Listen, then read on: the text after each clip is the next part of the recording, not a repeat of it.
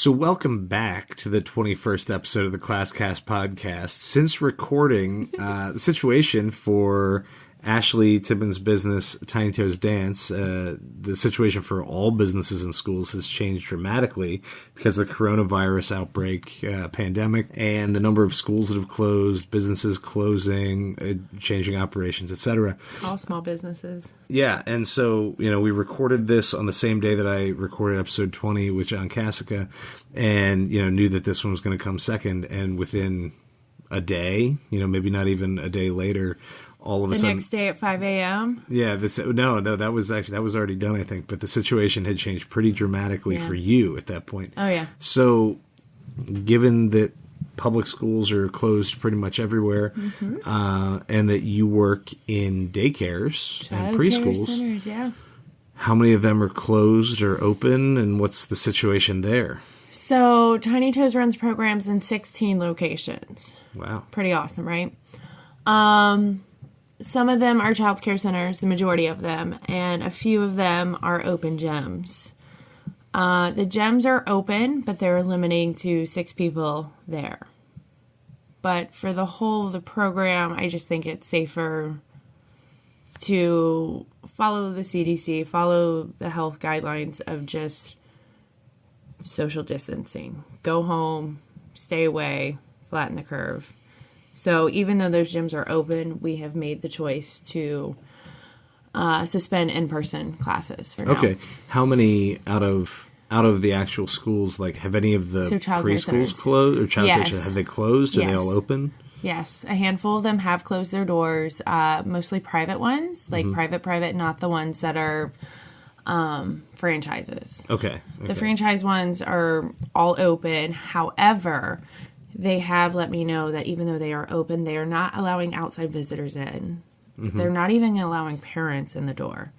They are allowing parents to drop off their kid.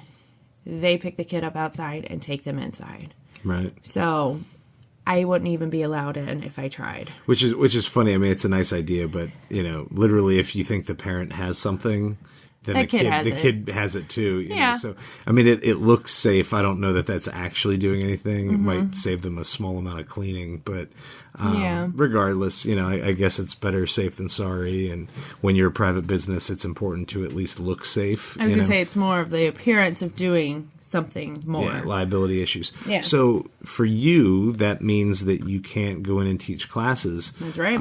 And that means that a lot of other similar businesses, you pointed out that you had run the conference, I forget what it was called. Preschool Vendor Expo. Yeah, so, you ran that, so you have contact with a lot of other similar busines that have a similar business model that go into these locations. I even reached out to them, what are you guys doing? Yeah. What's going on?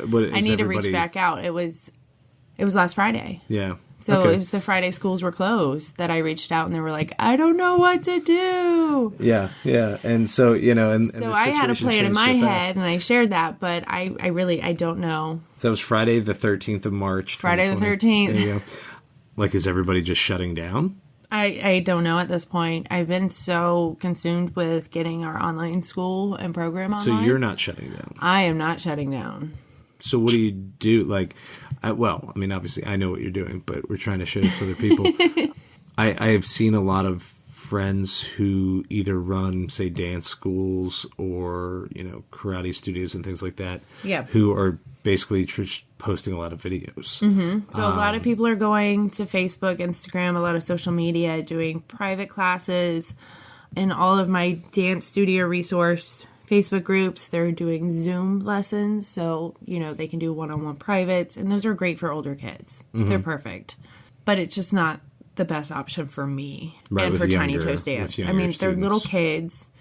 Parents are most likely working from home, so they don't need to say, every day at 3 o'clock, I have to stop everything that we're doing. Right. Hey, kid, quit throwing a temper tantrum because I gave you the wrong cup and go listen to your teacher on the TV. The scheduling thing is not... That's actually really important, and that came up. Yeah. We had a virtual faculty meeting today, and one of the questions that people brought up most often, and you have 150-some people involved in a meeting, it was pretty intense. Yeah, I have me in my brain, that's about it. Yeah, but you guys the most common question was that if people were going to use, whatever Zoom or Google features or whatever it may be, how do you schedule it to make sure that, your English teacher and your history teacher aren't trying to teach something on video at the same time? And then you had people saying, well, maybe it's not smart to do this at all because a lot of these kids are going to end up babysitting their younger siblings. Yeah, there's or a lot they have going on other right responsibilities around the house, or, the parents are working from home. And so this is going to create. So some people were saying if you do anything, you just post the video and let them do it. And say, do it 3 days, figure it out. Some people were saying, well, we need to do this. I need to teach. I understand where they're coming from. I personally think need to teach. Well, yeah, I think that person is maybe hanging on to the traditional school model a little too tightly. A little too much. Maybe overall, but specifically right now. So you're doing something different. You're not doing a live At this time, I'm not stream. going live. I mean, if someone requested it or so, you could. Yeah, and but it's probably in the works as we get, further into this, because I think we're slowly starting to realize this isn't a we'll be back at end of April. Like, this is long term, and it's scary. So, I mean, I have to be able to amp it up in a different way, get some more interest going on when the end of the school year happens, because that's where my kids are going. They're going to the end of the school year, and then I'm supposed to start a new summer session. So how do I amp up interest in another whole session with not being in person for classes? So like eventually I think that's something else that will be added to the online program. But one of the hardest things to do is to build a roster, right, to attract clientele. I forget, start from scratch. Like, what's the word for that? Like, luckily I won't be starting from scratch. No. I mean, people obviously, you have the contacts. Was it client acquisition or something? There's a term for that, but so you need to keep. It costs more money to get a brand new student than it does to retain a student. Right. Yeah. So what are you doing if you're not doing the live video classes, or if you're not just posting one-way videos, say on social media? What is it that you're doing that you think is different? So Tiny Toes Dance is offering private Google Classrooms. So each school, each location that we're at has their own Google Classroom. They can log into it at any point. They can see videos of all different styles of class and recitals class. They recital choreography. They also have access to a Spotify playlist where all of our music is listed. So if they just wanted to put it on and see what their kid does, they have access to that, access to their recital music. I even put in some fun, like, little coloring sheets and some links to, like, some really cute YouTube videos that other people have done. Extra activities. Yeah, just some things. So here's what we're doing, plus some ancillary. The cool thing is I've been able to post, like, a full class. So they get, like, a whole 45-minute class. But then I've broken each class into different segments. So then they have, like, the ballet warm-up and stretch. Then they have ballet technique. They have a jazz warm-up, jazz exercises, recital choreography. Some classes have tap, so they get the tap warm-up and tap technique. Some classes have hip-hop, so they get that as well. Right. And so next week my goal is to, like, this week was set it up for what their class is. If their class is jazz hip-hop, that's what they have in their Google Classroom. Next week they're going to have access to ballet and tap as so you're well. actually going to broaden the scope of so the class say or their they're signed up for a ballet jazz class. Hey, next week you get to learn some tap. Let's try it. You lose the in-person thing, which no one can control, but you are actually getting a broader And the education. cool thing is Nicole is one of my instructors, my only other instructor, so it's just me and her sharing the entire program. And right now we have it set up to where her classes see her on video. They're like, hey, that's my teacher. That's Miss Nicole. Right. Or, hey, that's Miss Ashley. So they know me. They know what we're going to be working on. And they're excited. Parents are commenting on the videos and on the posts. And they're like, my kid's so happy to see you. Like, she misses you. So you have some continuity, especially, you know, remembering that you're working with kids, under 5? Right? Yeah. That having that routine and having that familiarity is important. I think, we forget about that a lot. Yeah, even at the high school level, we're thinking about it, the relationships with the kids, especially the kids who maybe don't have such a great home life, and school is actually a little reprieve for them. The kids who want to go to school, even though they might not act like they want to be there, like it's a better place for them. Yeah. Even for little kids in a very good situation, having that relationship and with that your teacher, routine is very important. Like, And it's the hard to change that. I feel like it's different, though, being in a public school because they have to come to school. But Right. for me, I work really, really hard for those relationships. Because if I don't click with a student, if they don't feel safe with me, if they're not having fun and learning with me, they go home and tell their parents they don't want to do it. Right. I never see the parent. Right. So I don't have that interaction, and it's a choice to be there. Right. The parent can say, well, this isn't something that's needed. It was something fun for you to do, something exciting. Yeah. So you really... And so, like, me building those relationships is really, like, the core of the program, because without those relationships, I don't have students that want to be there, and then I can't do the class. So like, having the video, and it hurts with them. not seeing them, because, like, I build those relationships with them. Like, I'm in pain. Yeah, now you don't see them. Yeah, I want to see my kids or my students.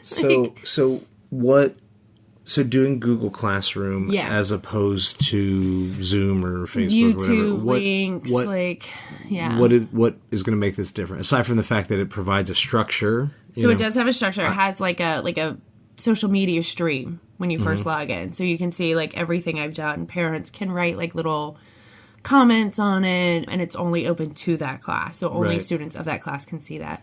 And then it has a second page, which is classwork, and I've listed all the videos there. And what's really cool about it is once the parent or the student watches it, they can post a picture, a video, a comment. They can reply to me privately, so it doesn't share it with the whole class. It's literally just to me or Miss Nicole, to the teacher. And we can see them and we can interact with them on that level. So you can provide feedback and comments directly to the student. Corrections, right. Whereas if you were doing a live stream class, you can see the kids dancing, and they can and you can say, all right, hold on, and you can tell them. Right. But you then also slow down that whole process. Right. Because everyone, like when you do it in class and it's live, if you stop and you correct one student, I correct them all. but everyone's there for it and they see what's happening. And they hear it and they, yeah. But if you're in that video setting and you stop to correct a student, and especially thinking younger kids who don't have the attention span, who may not understand that you're not talking to them, right. Like that doesn't work. So by them sending you an individual video, that means that you have the opportunity to send individual feedback. Exactly. Right? Right.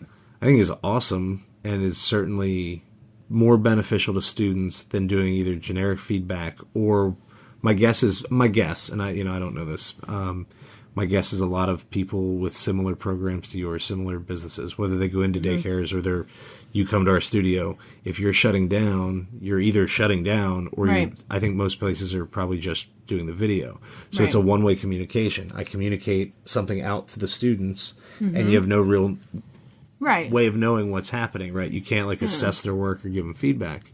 And one of the cool things is with Google Classroom, as soon as I post something, the parent gets an email. They're like, hey, there's new videos, there's new this. So then they get the alert to go check. Whereas if I'm just posting a YouTube video, then I have to go and do the back work. I have to go to my emails, share the link. Right. And it just becomes all this. Yeah, and so, and this is what I was just talking about. Extra work where I can take that time and focus on making new content and uploading it. And providing feedback to the students. And providing feedback to students, And that's what I was going to say. The other part of that is, I'm sure that part is time consuming, and you're just getting rolling with this, so I guess you'll find out. But given the current situation where you're trying to maintain the standards that you have, say it's kind of a cliched term, but you have a standard of excellence, right? You want to deliver quality dance education. Yeah, you want a quality and consistent product or service. Yeah. And so it's going to probably take a lot of time to do, but in the end, it's probably going to work better for students than most other things you could do. It's going to be a really cool adventure, I think. Yeah. So it's too early to say for sure in any way, but do you think there's a chance that this changes how you teach classes, or is this something that you might do long term? Not instead of classroom stuff. I'm just saying, if this works out for you, do you think there's a chance you might continue to have a virtual class or an online presence like this? Yeah, I think so. Mostly for students who miss a class, because we are such a specific kind of program where we don't just hold classes anywhere and wherever you can just come and do a makeup. Right. Students who miss a class, they're limited. Right. If their school has 2 classes, they can do the 2 classes. But we are limited. And so it would be nice to be able to offer them this option. Yeah, as your makeup. As your makeup. You miss class, you do it. And and you know what? You could even just for kids who were there, by maintaining the access to it, it means the kids could practice Go more home and at practice. home. Parents can get more info on it. And right now, I'm really considering moving my private picture page over to Google Classrooms, because right now I host a private picture page for parents where they can go in and they can see pictures each week, little notes about what the class worked on. But the thing is, it doesn't send them alert every time I do it. Right. And you got to think we're uploading, hundreds and hundreds of pictures every week, writing these specific notes about class. There's a lot of legwork to then go through the rosters and email them like, hey, we did this thing. Yeah, especially if, one, you have to email them, but 2, how many of them don't go check because it's not already... Yeah, they're not getting the alert, and they're not going on the website because it's not something you do. Like, once you register, you don't really go back to the site unless there's something else to purchase, like Recital. Right. But for this, and especially if you have a Google account, it all syncs together. Right. So it's a cool idea. It's something I never thought about, but I did have a parent recently tell me that I needed to send alerts for the private picture pages because otherwise he just doesn't look at them. And I was like, all right, well, now I have the Google Classroom. Like, let's just use that. Yeah. This is actually, and doing both together is something that has gotten more and more, I want to say popular, but I don't know that a lot of people are doing it. What, mixing in-person and Google Classroom? Yeah, and it's called blended learning, or blended instruction. So part of a class is where students are working independently through that portal, like through that learning management system. And then part of the class is live instruction, is group work, is doing whatever else. But then that way when if there's homework, a lot of times the homework is really just continuation of what you did in class. Right. But the kid's accessing the same thing at home that they're in the classroom. I think this would be a good option for students with different abilities. Yeah. Say they come to class and they're just not in the right mood. Something's just wrong. Their socks on backwards. Anything can set them off at a young age. So say that they just didn't have a good class. So then parents can be like, all right, well then let's go home and practice. Yeah, like, hey, you're in a good mood now. Like, let's do this. Let's see. That way you're ready for next week and we can continue this growth in class and continue moving forward. Yeah, and that's one of the things that John had talked about when we talked about Canvas and learning management systems was how important differentiating instruction is. So for students with learning disabilities, with attention problems, with behavioral issues, what this essentially does is it allows certain students to accelerate on because you have materials there and ready and they can work independently. You don't have to be driving all of the instruction. And it also means that you then have extra time to work one-on-one. So for you, you're not obviously going to be using it in the classroom. Well, but it does create that opportunity for kids to get extra practice, or to provide additional feedback, and students who they can't really focus for the full 45 minutes. They're in it, and then they're just somewhere else, and then they're in it, they come and go. So separating the classes into the different sections in the Google Classroom allows them to focus for 10 minutes on this part. Right. Okay, now go run outside. Yeah. Okay, now come back and let's do some jazz warm up because everything starts with a warm up. So they're getting their bodies ready There's to do technical markers for the beginning of each section. So, say we're in person, we're having our class, and we get through the full 45 minutes, but maybe they didn't retain a lot of it. Then they can go home and practice just the ballet portion if that's what they want to do. Yeah. That's cool. It's a cool, yeah. So, okay, and we're gonna see what happens because, as I said in episode 20, that I have done very little online work in terms of posting stuff this year. I've done more Google Classroom work in the past 2 days than you have. In my life. Like ever. Literally true. I suggested the Google Classroom, even though I have not actually... I mean, I know a little about it, but I've never used it, so you are now the resident expert here. No, You're the one who told me to use it, yeah, so there you go. So in talking with... John in episode 20, he focused on Canvas, which is obviously his specialty. That's where he works. You now have talked a lot about Google Classroom, which is what you're using, albeit on the fly. You figured out a lot very fast, and it is user-friendly. And I'm waiting for official approval, but I think the county schools have sort of set everyone up to just go do Google Classrooms. Cause instead of the other one. But Schoology is the new LMS that they've adopted. Yeah. And that we're supposed to be implementing next year. So I sent some emails and I said, look, if I have to go do all this, I don't have a Google Classroom. I don't want to set one up. Then have to move it over. And that's the thing, you can't move it over. No, Google I know, that's what I Classroom's, meant. Like you can't just... So if we had Canvas, then we switched to Schoology, you can actually move your stuff, but you can't move stuff out of Google Classroom. So I'm waiting for approval, and I'm just going to go straight into the new software. Because if the end of the year is going to be messy with us not being there and having to figure out how kids do it, you know what?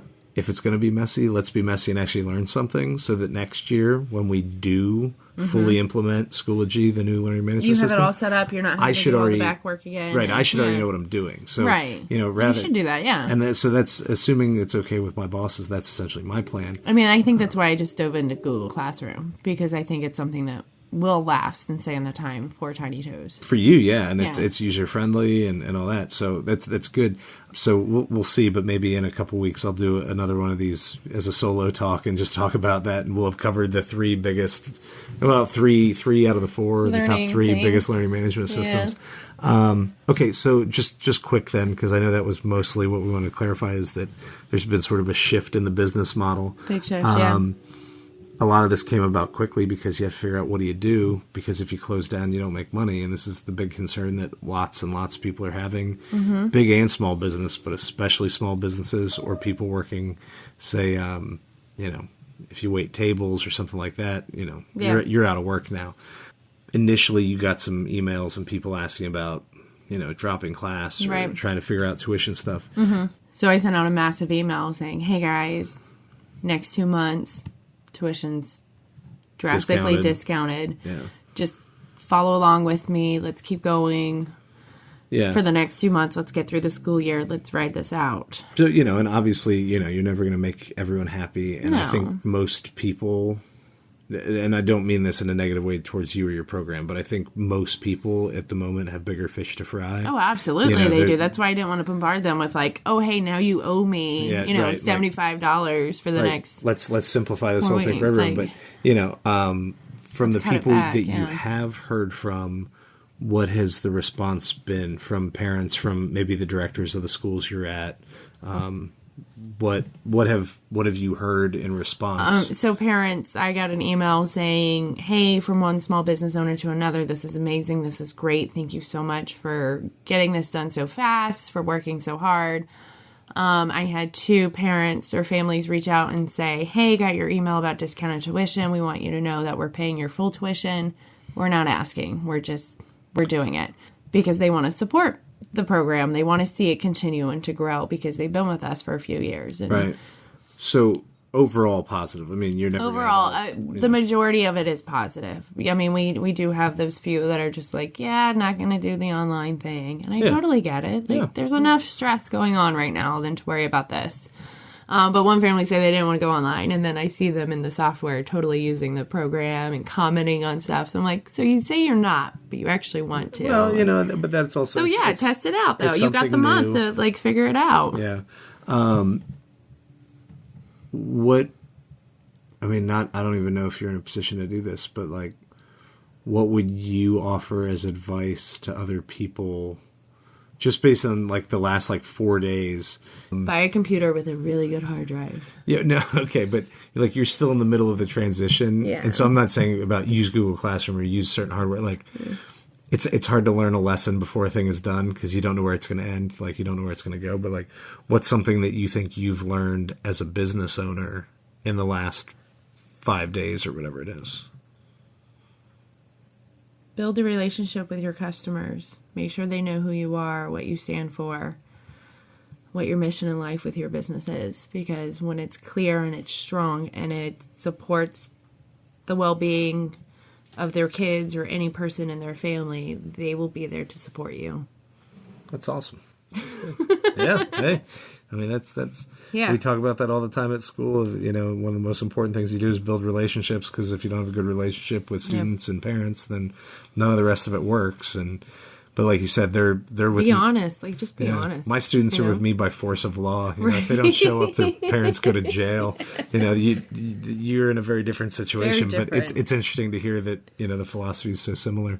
All right. Well, I'm glad we did this because I was going to, you know, post the rest of the regular talk, but in just a few days, things are so very different that it seemed like completely flipped upside down. Yeah, it seemed like it's worth adding, especially since we just had I just had this conversation with John Casca about learning management systems, right? And now you're using one, so I thought, I just dove headed and we're doing this. It'd be crazy to post this without adding something to clarify, you know, the connection. All right, so open mic, no pressure. I did this at the end of the other one too. Is there anything that you want to say or offer or request of people in the pod? I mean, just anything you want to say while you got an open mic? At this time, stay healthy, stay strong. We have a very, very long road ahead of us. Small businesses are gonna suffer bad. We're gonna take a big hit, but we're strong. We'll make it through. So we'll see you on the flip side. Hopefully we'll see you all the way through. Keep calm and dance on.